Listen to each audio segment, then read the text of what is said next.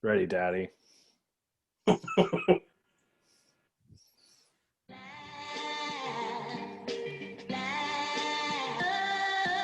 Uneducated, unfiltered, unhinged. This is the Mangina Dialogues. We at it again with your host Nick Scopes and the Gregolicious. You know how we do, cause you know we keeping it gangster and silly. Unplugged like a full swung titty. About get jitty, cause you know we down to the nitty and the gritty. And we make shit sound so damn pretty. Yeah, cause this unhinged comedy. And right now you're in the mix. So get ready, cause we about to get it poppin'. And we ain't stopping. Uneducated, unfiltered, unhinged. Hello, and welcome to the Mangina Dialogues. I am one of your hosts, Nick Scopes. And I'm the other hosts, Cowboy Greg Alperin. You are a cowboy. And today, our guest is not a comedian, but a very talented musician. He's got beautiful eyes. He just became a dad. Guys, give it up for Josh Abbott, everybody. Cheers, everybody. I'll try to be as funny as I can, but yeah, I'm Don't definitely. worry about it. I'm not the usual interview you guys are used to, I guess. It's all good. No, we've had musicians on, Greg, right? Before? Yeah, we had on A bunch. Yeah, we've had a whole bunch. We had on Kyle from String Cheese Incident, Greg from Pigeons Playing Ping Pong, Brian from Spafford, Harley Flanagan from the Cro-Mags. We've had a bunch, and they're all great interviews. That's awesome. Yeah, some of our best ones probably. So Josh, what's going on, my man? You're down in Texas, Austin. Yeah. To be specific. How are things going down there? It's kind of up and down here, just like it is everywhere. Apparently, are we allowed to cuss on this thing? Oh, okay, yeah. cool.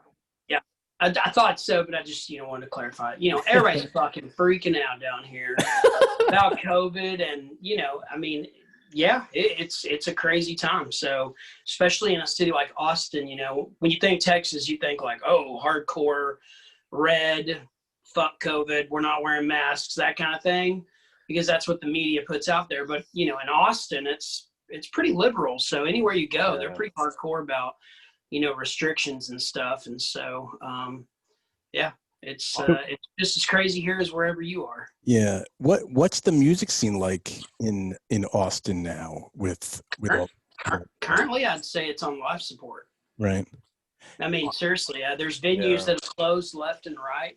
I know Austin has always labeled itself the live music capital of the world, but Sure. I think a lot of us in the music industry that live here probably would argue that. I think the city needs to do a lot more if they want to return to the ability to proudly boast that title.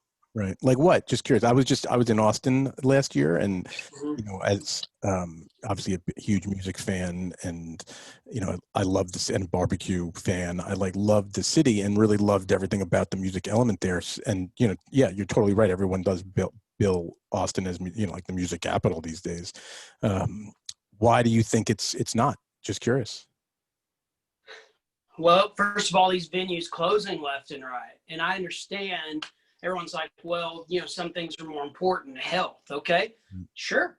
If you've got to tell venues they can't have concerts, then that's okay. But you need to subsidize them. You need to be able to be like, here's how we're going to pay your lease and do all the things that we need to do on our end. If we're asking you to be responsible as a business, we're going to be responsible to make sure that you're not just screwed. I don't know why everybody thinks that small businesses have to become, the martyrs or the scapegoats or whatever the proper term is for all of this COVID stuff, because yeah, there's a sacrifice to be made, but it doesn't mean it should leverage people in their lives, Sure. And I mean, yeah, some music venues are owned by national corporates, but a lot of the best music venues in the country, especially here in Austin, are independently owned. And I think that the local government could do a better job of protecting those people and saying, if you're closed, here's some cash. Yeah, it's obviously we feel the same way, being in the comedy business, that the same thing is happening with the comedy clubs,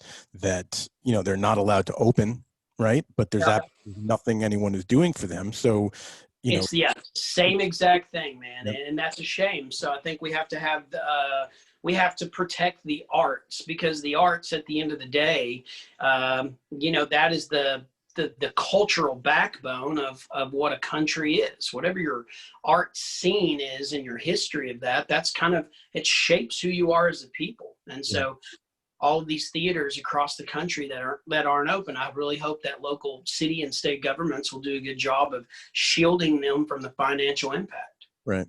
So there's no live music happening in Austin at all. A little here and there. And, we played one show here in Austin. Now, believe it or not, just because we live in Austin, I don't just play Austin all the time. Yeah, of course. It's kind of a misconception. But we have played one show here this fall, and it was kind of a socially distanced. It was outdoors. It's a venue we've played a lot of times before outdoor, and it holds 4,000 people. We were able to do 2 shows back to back. We sold 600 tickets for each show. So in a venue, and where we're used to seeing thousands, we had 600, and we had to do 2 shows in a row just to even get the numbers right. So I'm not complaining, but it is, it's just a different world, and I'm ready to hopefully move forward. Yeah. Hopefully next summer, spring, it'll be much different. Yeah. Well, I feel like all of your fans want to hear funny shit right now, and they don't want to hear about drama and serious shit. So all of you, I'm sorry. That's it. That's all the sad shit. The rest of it will be good and fun. All right. Whatever. All right, now we're going to talk about our dicks. All right, so Greg, you go first. No, but you're right, dude. We do the smaller. We need support. I mean, the comedy clubs in New York. There's so many inconsistencies, and I don't want to go on a rant right now, but there's so many inconsistencies with what the government is putting restrictions on, and what you're allowed to do, and it goes state by state. I use New York City as an example. Obviously New York, the layout, everyone's on top of each other. It got hit very, very hard. There's millions of people there. But the comedy clubs, they're not allowed to have anyone in their, clubs at all. But when the gyms reopened in New York City, which I'm all for because I work at a gym here in Connecticut. I was going to say, you probably work out a lot. Yeah, I try. But I work at a gym here in Connecticut. When we opened in Connecticut, we had no facilities, so no showers. But in New York City, they open up the gyms and they are allowed to have showers. And I was like, all right, so what you're saying is you can share a shower with someone, a public shower at a gym, but you cannot have people indoors at a show at reduced capacity. Is that what you're telling me? And it's it's because blows my fucking mind. And I think that's probably everybody's main complaint with all of this stuff, is that it's just so arbitrary. It's kind of fucking silly, right? We can, we can have football games, and tons of people at those things in different states, but we can't allow people to visit their dying, grandma in the nursing home. I mean, it's just all arbitrary. And I think everybody wishes there was just one set of rules. This is the way we're going to go about it. But here we are. It would have been nice 6 months ago. So let's talk about something else. Please. We might even have to just delete this first. No, it's all good, because it's, everyone that, we talk to, they're entertainers, right? And we talk to those people, and the people that listen to us want to hear what the entertainers have to say. And it's all very relevant. And the more people hear the message, the more they can reach out to their local congressman or whomever it might be to say, hey, help these guys out. Don't forget them. It's not just about restaurants or hospitals and people like that. This is an important part of any community, the arts, just like you said, you can't have a community without the arts community. You just can't. So everyone that hears that message that does something about it, it's a benefit to everybody. But equally beneficial to everyone, I want to know how, when you got married a couple of years ago, you and your wife decided on barbecue as your food for your guests, because that sounds like the best fucking wedding I could ever go to and be happy to attend. A wedding was it in Austin? It was downtown. Okay. So in downtown Austin, with I'm sure amazing music, and your musician friends, I'm sure all came and hang out, and you had probably one of the world's greatest wedding bands with we did. Barbecue food from one of the greatest barbecue food cities in the world. Like, Yeah. just Well, take me so through the your wedding reason that because I'm came up, jealous and I'm watering. the reason that came about is because we wanted the wedding to be super personal and be a reflection of kind of who we are. Instead of trying to get all fancy and doing crab cakes and, you know, all sorts of bullshit, we were like, I'm a 5% owner of this barbecue company. We have 4 locations. Actually, one of them closed because of COVID. So we have 3 now. But we just thought, man, what a cool way to represent who we are is to utilize that. So we hired my barbecue company that I'm only a 5% owner. So I'm not like, I don't have much in it, but it's fun. And we had them come down with the food truck and they cooked down the street and brought it all in, and everybody just got some good brisket and sausage and ribs and everything at our wedding. And I just think, I mean, it's kind of white trashy, but it's kind of also cool.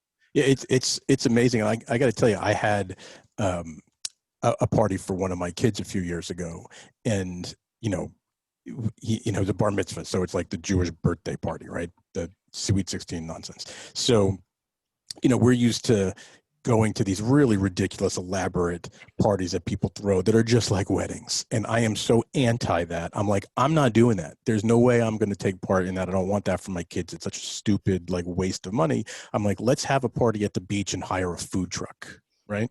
Which is exactly what we did. We had a food truck that made kick-ass steak sandwiches and hot dogs and all kinds of patty melts and stuff. And every single person that came to this party came up to me and said, this was the best food we've had at any one of these kind of affairs in years, right? Wow.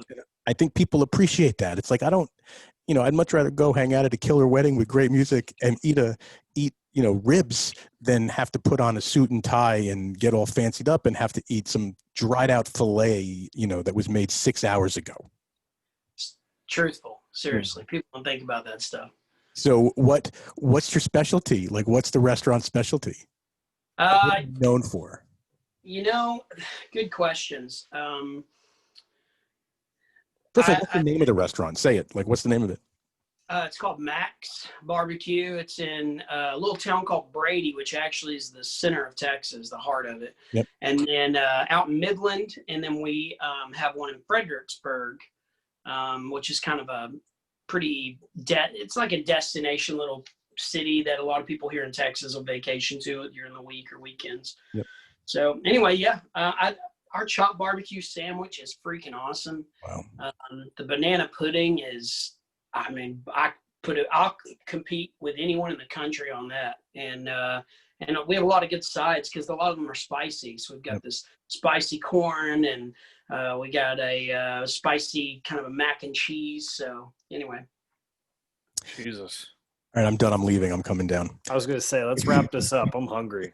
I know. And if I could get you some and it was like served fresh and awesome, I'd do that. I don't know how to get that to you. That's all right. I want to come to Austin. I was supposed to go this past year, but next year I want to come to Austin. I haven't been. Right now, flights are cheap as shit, so I might as well. I got a buddy down there too. So come on. Yeah, Austin's a great town. So what, with your new album, right? So how, imagine when you put that album out, you didn't expect to be putting it out in the middle of a pandemic, obviously. Yeah. We recorded that in 2019. Our original goal was to put the album out in late spring, early summer of 2020. Obviously, all of this kind of went down before we even announced. So we just kind of sat back on it and we just kept waiting and waiting and waiting. And I finally just told management I was tired of waiting because, I don't know how long this shit's going to go on, but I do know everybody's sitting around streaming and things like that were hitting all-time highs. And so I was like, we need to put this record out. And I know it's a weird year, but, we put it out now and we'll let fans listen to it for the next 6 months. And then we'll get back to touring and hopefully it'll show in our live show, how many people know the songs, yeah, which sure. It's a lot, it's interesting because I've talked to some comedians before about how, when we put a record out now, when we go to, we'll sing those same damn songs for however many years. When comedians put out, an album or special, then if they just repeat those jokes, they get shit on. That's kind of a weird. That's an interesting world y'all live in. Yeah, it's funny. It really is. It's true. That's very funny. I never thought about that. That's true. For years, it really is true. Because if once someone puts out a special, it's like they can't really do the majority of that material to shows anymore because your fans know it, they see it. It's like going to see a cover band almost, right? Yeah. And like one of the things I would love to do is line up a bunch of like comedians or any singers, whoever that wants to take a stab at doing comedy and do like a comedy cover show, right? Where everyone does someone else's material, kind of like a Vegas show, right? You go every Vegas hotel you go to, you sit in the lobby at some point or the lobby bar, and there's a great cover band playing, everything from Madonna to ZZ Top, right? And maybe you just have to draw the name. Yeah. And then if you draw Bill Cosby, you're like, fuck. Not sure how this is gonna age. Then you have to put a lid on everyone's drinks, make sure no one gets drugged. That would be good. So with like what's been the reaction from the fans, but on the new record? Pretty positive. I mean, honestly, we knew going into it. I feel like as an organization, band, all of us involved, that it was probably our best sounding record we've put out. That's a reflection of a lot of different things. The studio we recorded in, us just getting better at what we do continually, and it's showing each time that we make an album. So we knew we made a good product, but we put it out there, and there's definitely 2 or 3 songs that have just been already at this point have been really fans have responded really well to. So we'll keep cranking those out. And, I think we're going to try to go to national radio with one of them in the new year, and we'll see what happens, man. It's a marathon. It's not a sprint. So that's just how we have to keep approaching it. Yeah, definitely. Dude, I'd say you guys are doing pretty well. I'm looking at your Spotify. You got 750,000 monthly listeners. So that's pretty good, I think. Yeah, it's very good. You got 2 songs with 24 million spins and 1 song with 33 million spins. So yeah, those numbers are high. That's very good, man. That's awesome. By the way, I appreciate it. I really try to not focus on those. In fact, since we released our new album, I haven't even looked at the Spotify numbers on it because I don't want to put myself in a position where I'm trying to quantitate success. Yeah. Because, you look, like you said earlier, how big's your dick? Your dick's bigger than some dicks, and it's a lot smaller than some dicks. And Amen. That's kind of how these numbers are on Spotify. Like I could be like, oh yeah, look at me, I'm so cool. We've got 750,000 or this and that. But then go look at a lot of other different artists, and they probably got 10 times, 20 times that number. So I think anytime you start getting into that area where you're like only measuring success by certain numbers, I think as an artist and even as a comedian who has an art, I think you start to put yourself in a zone where you could potentially let yourself down. I think at the end of the day, you just have to be proud of the product you're putting out and appreciative of the feedback you're getting and keep driving. Yeah. How do you think your songwriting's changed over the 10 years since your first album came out? Well, I don't suck anymore, so that's pretty good.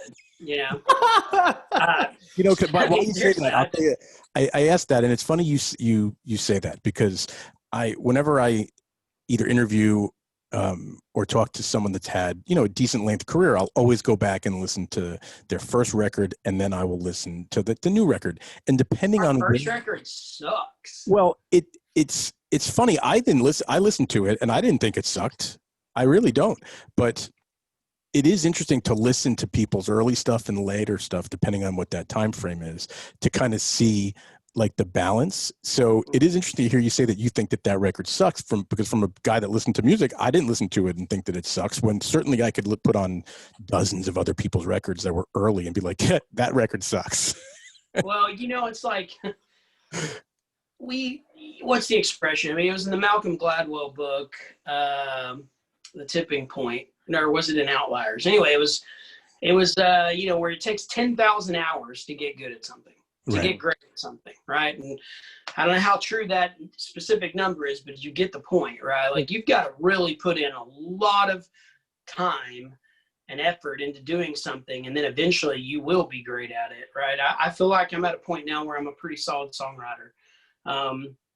In hindsight, I think in my early years, in my 20s, I didn't have the life experiences. I didn't have the writing experience and the wisdom and the maturity to write songs that I would be proud of down the road. A lot of the songs I wrote early on were pretty reflective of my experiences as a college student and as a guy in my 20s. And that's all you can write about, really, is what you know. Yeah. But I definitely think I'm better as a songwriter now, and I think that you would probably say that you're a better podcast host now than you were before. Sure. And every comedian you talk to probably thinks they're way better now than they used to be. Oh yeah. I mean, this actually transitions perfectly into what I wanted to ask you. But so you're talking about writing in your early 20s, and you're a single guy in college. So a lot of my buddies, I've been fortunate enough, I grew up with a bunch of guys. We all been friends since we were like 14. And now they're, we're 32. They're married. They're dads. Yeah. It's funny because they have little girls too. So my friends that are like these masculine men are like, just do whatever this little person says. And you see how things have changed. Like we have, parties or holiday parties, and now there's little kids running around. I'm like, shit, this is really different than a few years ago. Kind of a buzzkill, but it's kind of fun. It's fun. It is. Yeah, I get where you're going. But my question would be is, so how does that change the way you write, or even the way, like, you think about what you're putting out into the world now that you're a dad, you're married? Sure. When you're a 20-year-old dude, almost nothing matters. You're just whatever. I mean, seriously, yeah, you're right. Because one of the very first songs we put out, in fact, I think it was the first song we put out, and it's what took off. We were all still in college. We recorded it, we put it out, and it blew up because it's a song called Taste, and it's about oral sex. It is. It's That's about going great. down on a girl, right? I would never write that song now. Because, first of all, I'm married, so what is oral sex? We don't even Either way. What is it either way, right? Right. No, but seriously though, I have kids, and I wouldn't want to write a song like that one day she'll listen to and go, gross, But I know one day my daughter is gonna be like, did you seriously write that song and put it out? And I'm gonna have to be like, yeah, and Eddie Murphy, his stand-up comedy early on, especially, dude, I know where you're gonna go. Raunchiest stuff ever. And if you noticed, he really took a dramatic 90-degree, I don't know, whatever. He took a turn, and now everything he does is kind of more clean, right? He went through a whole phase of family-friendly movies and all sorts of stuff. Why? Because he had kids. Yeah. And it completely changed the content he wanted to be a part of and what he wanted to put out. So I think it's kind of the same for me. It definitely changes what you can write about. I write about, my daughter and my wife and now my son, and I don't know how to write a sad song right now, and I don't want to. I really hope I don't have to write another sad song in the rest of my life, because that just is a reflection of a hardship, and I feel like I've gone through enough, and so I'm hoping for blue skies from here on out. And I'll just write happy, cheesy love songs about my family, and I'll be fine with that. So what with your band, have you been with the same guys the entire time, or is it a changed lineup? Like, how do you put the band together? Like, who are the guys? And, Yeah.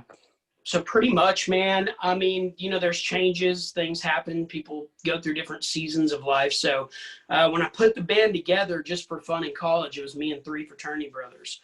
2 of them about a year and a half later, when we all were graduating and I decided to do this full time, they decided to get real jobs. One of the guys stuck with me, and he's still with me. He's our banjo player, Austin.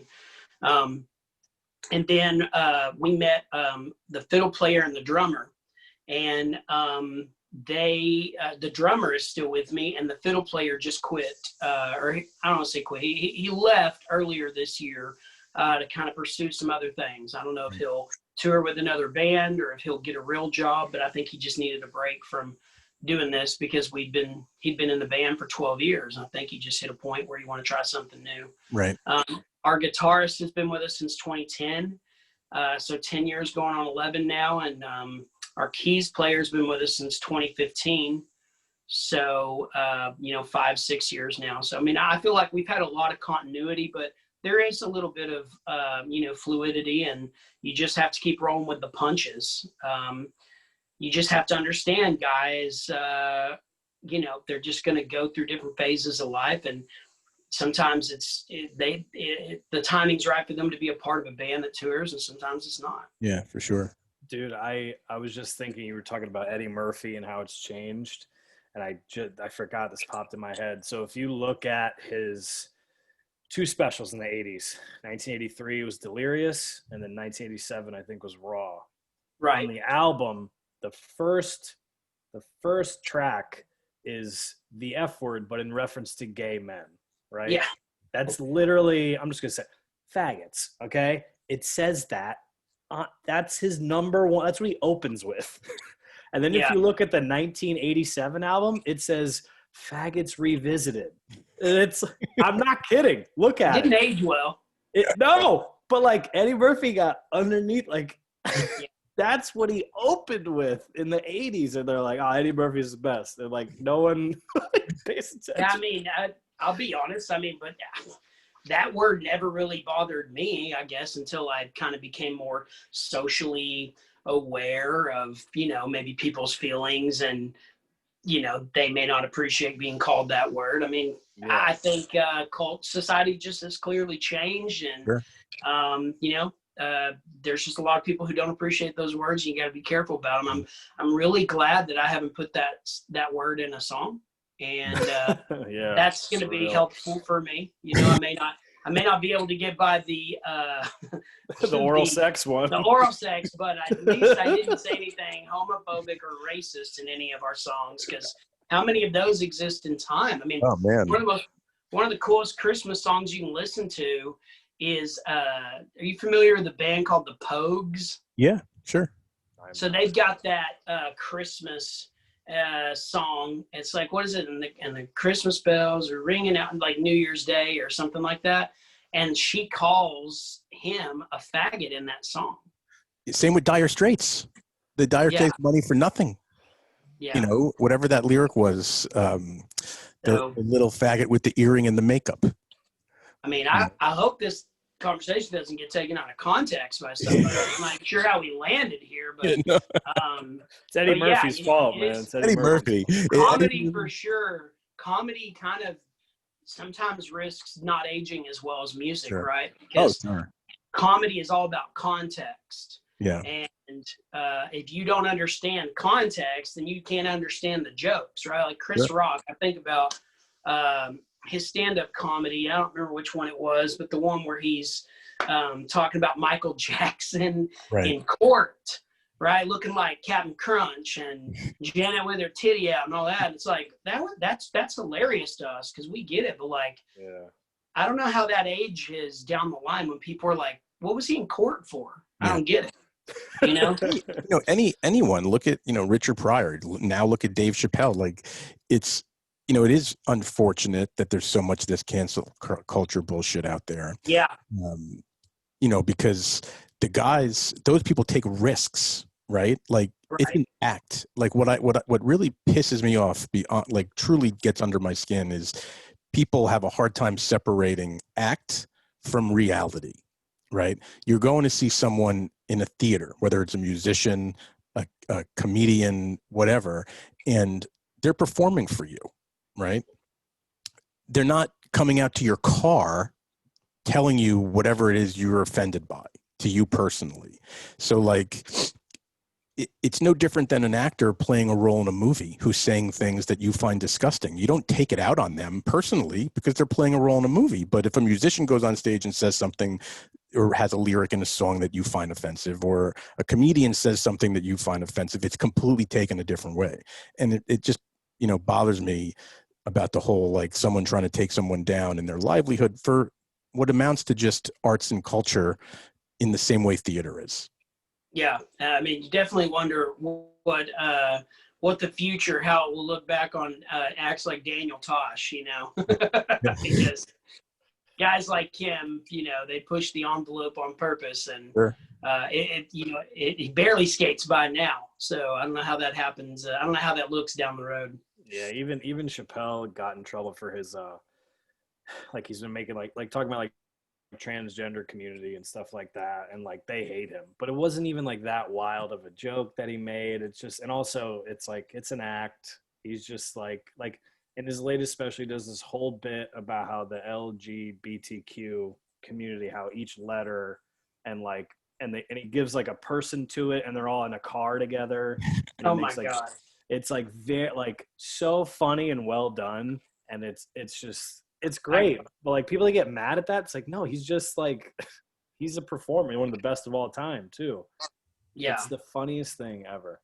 Yeah, actually, I would argue that comedy, when it pokes fun at things and makes fun of things, it actually humanizes those things for people who might not have a certain viewpoint of those things. And I think I don't think it's necessarily always, there's obviously a gray line. There's a line there you can't really cross, but if your intent is just to make people smile and laugh and feel good, then you can make jokes about things that might be a hair uncomfortable, because maybe that helps us get through those things, those hard times, or accept other people. Yeah.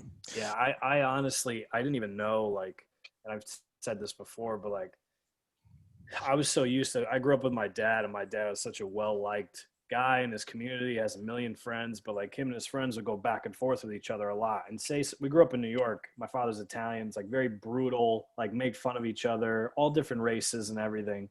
No one ever got mad or like was upset. Like people still to this day, people love my dad, and he makes the weirdest, most inappropriate jokes and gets away with it at all times, because they know his intent is not to be mean, or you know what I mean? Like, and they also know that he was in the mafia, and you don't want you're not going to be like, hey man, I take offense to that. If my dad was in the mafia, he was the worst earner ever, and he would have been kicked out. Okay. Or the best. Yeah. Or he's when he dies, we're going to find like a couple $100,000, like a ceiling tile or some shit. He's going to be telling you, Nikki, in the old house 4 houses ago, you got to go dig up the entire backyard with a backhoe, because there's a lot of cash there. I forgot about it. It's for you. I'd be like, why'd you live like a poor person then while you were alive? What the hell were you doing, bro? So Josh, you've been on tour for a long time. So like, what are some of your favorite bands to tour with, or people that you've gone on tour with that you really admire and love watching them play every night? Yeah, I mean, especially for what I do, people that are unfamiliar with it, is we're not just a country band, but our genre is a little more specific. It's Texas country. And while we have flirted with the mainstream country world and had singles out, we live in Texas, and a lot of what we do is that. And there's a whole world of Texas music that exists that's a lot different than maybe like the national country music scene, perhaps guys like you are used to. So, guys that I've toured with are the people that I listened to when I was in college, and they're, guys I've come up with in the scene, and now they're some of my closest friends. I could name a ton of names down here in Texas of guys that I tour with that we're just all good buddies now, and Casey Donahue and Randy Rogers, Aaron Watson, Wade Bowen, William Clark Green, Pat Green. But if you're looking for big names, we opened for Miranda Lambert a handful of times, and we've also opened for Stapleton, a lot of, we've opened for a lot of really cool names. And I tell people all the time, Luke Bryan is one of the coolest dudes I've hung out with. Right. He gets some shit for his music, but like that dude's favorite things is drinking beer, hunting deer, and gambling blackjack, and that's like my kind of guy. So, he's pretty cool guy to hang with. I think to answer your question though, who am I just blown away by? I'd say Miranda or Stapleton. Right. I think they command a room when they walk in, and there's just a different level of talent when they're singing on stage. Right. They can do a full band with 9 people behind them, or they can grab a stool and a guitar and leave 10,000 people quiet. Yeah, she has an incredible voice. She's really something else. And my father, and bring up my dad again. My dad was a musician most of his life, played the drums, as did I when I was a kid. And my father, I'll be honest, probably has never listened to country music ever. He was a big like Earth, Wind and Fire, like funk music, 70s, whatever guy. But later on, when all these country singers started emerging, like Carrie Underwood, Miranda Lambert, he's like, these women are some of the best singers that I've heard in any genre. Yeah. And he's like, so it doesn't even matter. Like like you said, the genres, whatever, they transcend it in a way because they're just talented. They're just good. There's nothing to do with country or not country. My dad would watch the country music awards now, by the way. Yeah. You know what I mean? Because he's like, these women are incredible. They could sing. They're phenomenal. And I was like, all right, things change. But yeah, I see your point. Another name of a guy that's been super cool to me in our career, we've opened for him, the whole thing, is Dierks Bentley. It's probably a name you know. Sure. Yep. One of the bigger names in country music. He came to Austin actually like a year ago, and we were texting and was like, hey man, y'all want to come out? I'm like, I'm here. Yeah, for sure. So we went to his concert, and the best part of this was like, 2 months prior to this, I forgot that our banjo player, my fraternity brother, he had texted me and been like, hey man, do you think you can help me get some Dierks Bentley tickets? And I was like, dude, I don't know. I don't really want to reach out like that. I'll let you know if I can get you some. And I forgot. Well, then I wasn't planning on going, but then Dierks and I were talking, and I was like, cool, man, I'd love to come up. And so I take my wife to this concert, and we're talking backstage, and he and his tour manager, he's like, hey, do you want to sing a song with me? I was like, sure. So like halfway in the show, he's up there singing. My banjo player said he's out there, just with his date, and he's got nosebleed seats, he's way out the back.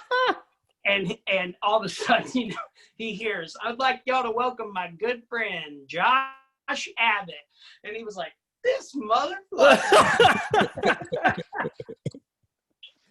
Oh man, he's in that nosebleed seat. Like he was like, really?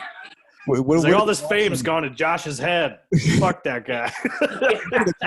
You should have called him out. I'm singing this song to my banjo player who's up in section 367 in row 43. Yeah. Just hear, fuck you. That's amazing. Oh my God. Anyway, dude, this was awesome. Really fun talking to you. Obviously everyone should go out and get what's the name of your new record? It's called The Highway Kind. The Highway Kind. Definitely check that out. I ran through most of it. It's really good. I went back and listened, like I said, to the first one to kind of see the differences. And you're super talented, man. Like you and your whole band, really talented. I want to go find that Taste song. That's what I want to do. You're gonna make it as open. Nick's gonna. Remember, I'm not proud of that song. I wrote it when I was in college, and I wrote it for a very specific girl and reason, and years later, it haunts me now. So, well, listen, but whenever you wind up finding your way to the New York City area, Nick's gonna pressure you to play that song live and bring him up on stage, and you can sing it to him. Yeah, I would really not. I don't know if I would do that, but we'll see. I mean, he does work out. He's got some nice muscles. Thanks, appreciate it. Hey, next time we're up there, which I'm going to guess is like 2022 based on how this world is going, but I would love to follow up with you guys and have you come out, man. Thanks for having me on your podcast. We're absolutely going to do that. So where can people find you besides the new record? Do you have any social handles that you want to plug? Yeah, I mean, I wish I didn't. I really fucking hate social media, to be honest. But at Josh Abbott Band is all of our, I think you can find us everywhere on that stuff. That's a whole different conversation. I mean, social media is great on a personal level to keep up with like the news or to keep up with your friends from high school and college, but good God, it can be a beatdown. Sure can. Yeah, it's a lot. It's a lot. I understand why kids today have all fucking bad anxiety and shit like that. I couldn't imagine having this much access to your friends in high school, middle school. It's just too much. Yeah, it's too much. It is too much. And we'll put up all the places to find you and not find you. Yeah. We'll put links to the record and all the new stuff.